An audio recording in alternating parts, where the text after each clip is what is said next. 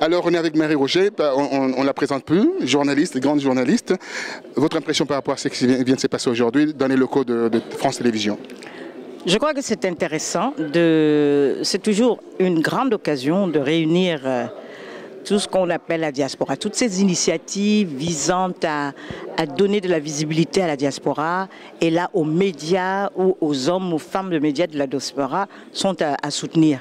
Et moi j'ai l'impression un petit peu de transmettre le flambeau parce que c'est une nouvelle génération qui a une expérience différente de journalisme. Je les appelle maintenant, c'est la diaspora 2.0, qui s'est saisie des nouveaux médias pour communiquer et pour transmettre un petit peu des réalités sur sa condition, sur son évolution, sur sa culture surtout. Parce que nous, notre génération était plus politisée, on était plus dans le discours engagé. Voilà, on est encore là encore. Oui, toujours, voilà, on ne se refait pas. Oui. Mais on voit que cette nouvelle génération a mieux compris qu'on ne véhicule pas la politique, mais on véhicule la culture. Et ça, pour se faire une place dans un pays comme la France qui a du mal à donner sa place à ce qu'on appelle la diversité. Voilà, j'allais poser cette question, voilà, l'enlever de la bouche. Voilà, au niveau de quota, ouais. Comment faire? L'histoire de quotas. Oui, un peu noir, un peu de colorer un peu la télévision. Non, ça certainement. Et ça se fait petit à petit. Et ça ne s'est pas fait tout seul, ça s'est fait par l'engagement militant maintenant de plusieurs groupes issus de la diaspora. Et il y avait, je me souviens, du collectif Égalité, voilà, etc. Et donc, les choses, parfois, ne se font pas toutes seules. Il faut leur donner un coup de pouce, il faut les faire exister. Et ce combat qui se mène sur deux fronts, à la fois par le militantisme, mais aussi par l'action, tout simplement, la visibilité, les contenus, parce qu'à un moment donné, on existe, les gens viennent sur Internet et trouvent les contenus qui ont été apportés justement par toute cette nouvelle génération de journalistes. Ça crée une existence et à partir de là, on peut forcer des portes qui étaient fermées. Parce que, entrouvertes. Voilà.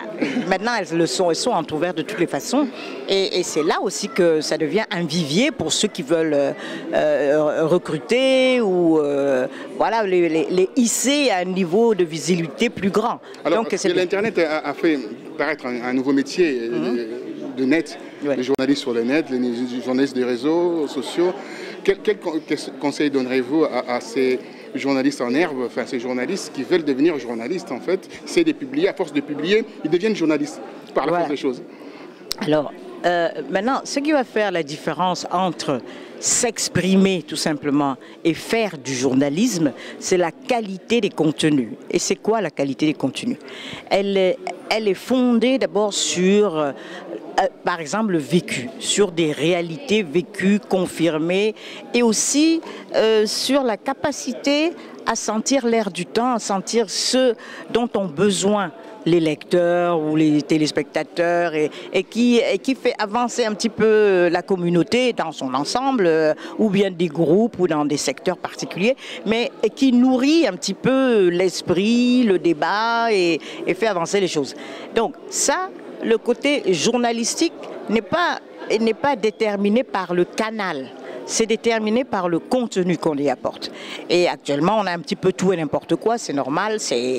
Nous sommes au début de cette révolution numérique. On teste beaucoup de choses. Tous les médias traditionnels sont obligés de se repositionner, de réfléchir à leur avenir et à voir comment s'insérer dans ce nouveau paysage. Et dans cette période d'effervescence, on voit des choses qui sont soit complètement excessives ou soit qui nous posent des questions ou qui nous dérangent. Mais ça va se réguler par, je pense, la sanction des lecteurs, des téléspectateurs. À partir du moment où on n'est plus capable pas d'innover, mais d'apporter un plus aux gens. de les intéresser. J'insiste beaucoup sur le fait de les nourrir. Voilà, c'est important. Avec du contenu qui sont... Voilà, qui sont substantiels, qui sont appropriés et qui sont proches des gens.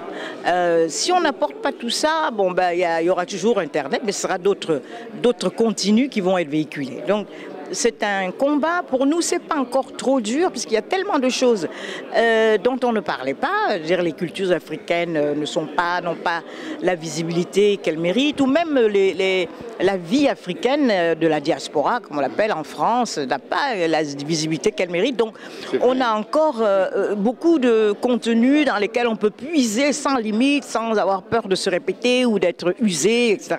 Donc, on est dans une période extrêmement exaltante où justement les journalistes en herbe, toute cette jeune génération doit comprendre qu'elle a ce rôle à jouer, c'est-à-dire d'être des canaux, des vecteurs de transmission. Voilà, d'une vie, d'une culture et je dirais de valeurs qui sont enracinées dans l'Afrique. Et on terminera avec, les États africains ont beaucoup d'argent. Pourquoi n'aideraient-ils pas ces journalistes africains? Et il y a ITV qui va partir là, qui se meurt. Alors l'Afrique, on veut mettre l'Afrique à l'écart. Or, dans quelques années, dans trois décennies, on aura 850 millions de francophones. La France veut se débarrasser d'ITV. Oui, c'est des contradictions qui sont regrettables et qui révèlent une courte vue quand même. Parce que si on n'est pas présent avec, par exemple, ceux qui tiennent beaucoup la langue française dans les contenus, etc., on sera en recul. Bon, moi, ce qui m'importe, ce n'est pas tellement la langue française, ce sont les contenus africains. Et intéresser les responsables africains au sort des médias est un enjeu. C'est aussi un combat que les jeunes journalistes aujourd'hui doivent mener. C'est à eux de leur montrer que c'est dans leur intérêt de promouvoir et de soutenir tous les efforts qui sont faits dans ce domaine. C'est un combat à mener et ça ne se fait pas tout seul parce que, vous savez, on a mis beaucoup de temps à leur faire réaliser l'importance même des médias. Même les médias qui parlaient directement de l'Afrique, ils ont beaucoup de mal. Et c'est un combat. On ne les a même pas vus soutenir réellement des chaînes de télévision ou disons, la prise de pouvoir un peu médiatique par des groupes constitués et plus importants, qui a une plus grande force de frappe. Ça n'existe pas sur le continent, c'est un peu dommage. Et tout le temps, on se dit, mais que font les responsables africains? Bon. C'est un combat à mener. Maintenant, au moment où je parle, je sais que les lignes ont un petit peu bougé, qu'ici et là, il y a des projets qui sont en gestation. On va voir ce que ça va donner. Ce n'est plus exactement comme c'était avant, c'est-à-dire le désert. Mais maintenant, je crois que comme on est entré dans l'ère médiatique, les Africains, les responsables africains ont été les derniers à s'en rendre compte, mais petit à petit, voilà.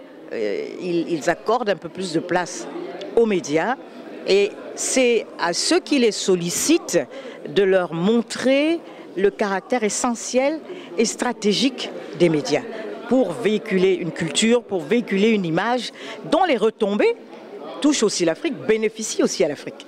Donc c'est un discours à construire vis-à-vis d'eux et je pense que ça aura des résultats si on se met en groupe, si on se fédère pour être des interlocuteurs forts et structurés.